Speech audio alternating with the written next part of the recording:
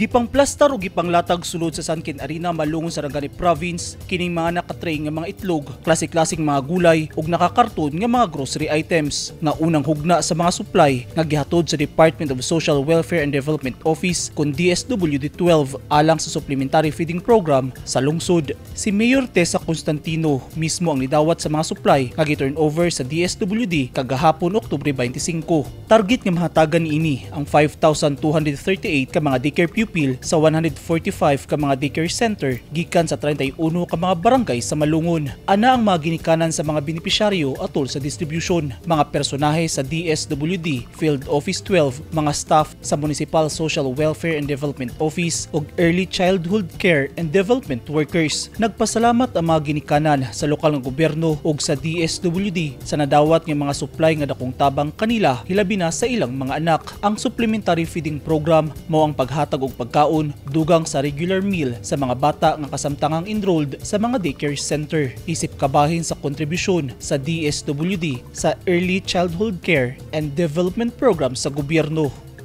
Eugene Hinutan, Newsline Philippines. Stay safe